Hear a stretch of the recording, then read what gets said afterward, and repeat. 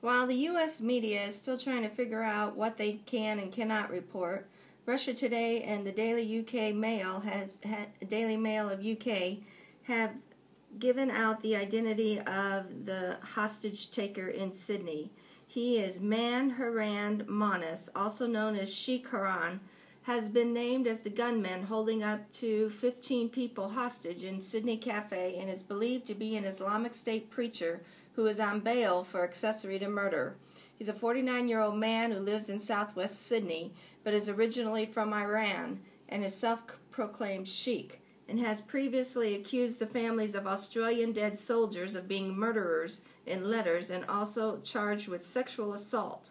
Arriving as a refugee in Australia in 1996, the hostage taker was charged with accessory both before and after the fact for the murder of his ex-wife, who was allegedly stabbed and set on fire in a flight of stairs in her apartment building in Sydney. The man's current partner was charged with murder, but they both received bail as the case was deemed too weak.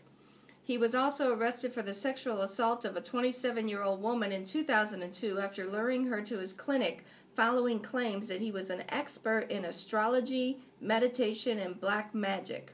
As many as 15 hostages seized by gunmen, and some reports are up to 30, who stormed a Sydney cafe at morning rush hour on Monday, are facing a terrifying night as the siege in the center of the city continues after dark hours, after 5 captives made a courageous break for freedom. 3 videos were released on YouTube of the hostages declaring the gunmen's demands, which included the police bring an ISIS flag to the cafe and insisting that he speak with the Prime Minister Tony Abbott. However, these videos have not been released through YouTube. Channel 9 reported that the gunman's name after receiving approval from some senior police. Witnesses saw food prepared in the kitchen's cafe brought out to the remaining hostages. The drama began unfolding around 9:30 a.m. when a gunman entered the cafe, located in one of the busiest plazas in Sydney's central business district, and pulled a shotgun from a blue carrying bag and disabled the doors to the business. Soon afterwards, hostages were seen with their hands pressed against the windows holding up the Islamic Shahada flag. It is an emblem of extremist group Al-Nusra, which is fighting with the Assad government in Syria. The man was described as wearing a headband with Arabic writing on it. Scores of police rushed to the scene, evacuating surrounding buildings and closing off part of the city. The scene sent shockwaves across Australia, where terror attacks have rarely touched home soil. Paramilitary police, armed with automatic rifles, spent all day Monday surrounding the cafe, but senior commanders said that they would be taking a patient approach to the siege and hoped to end it through negotiations with the gunmen. A total of 5 hostages, including barista Ellie Chen, managed to escape the cafe by scrambling out a side door about 7 hours into the drama. Fear etched on their faces, they ran into the arms of awaiting police.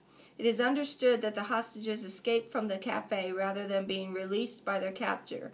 One former male hostage has been taken to nearby St. Vincent's Hospital in Sydney's inner suburbs and is being treated for a pre-existing condition. The gunman flew into a rage when he realized that some of his captives had escaped. The gunman could be seen from here getting extremely agitated, shouting at the remaining hostages. And said Chris Reason, who has a direct line sight into the cafe from the 7 Network newsroom.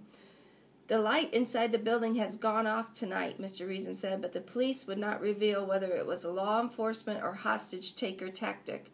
Police negotiators have learned the name of the man and have made contact. This evening, Mr. Reason said he could see the gunmen rotating the hostages through positions in the store's windows.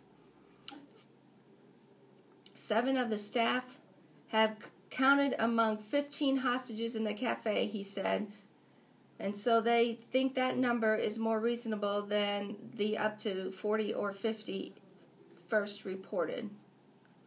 So, we will keep you updated as the day continues on the siege in Sydney.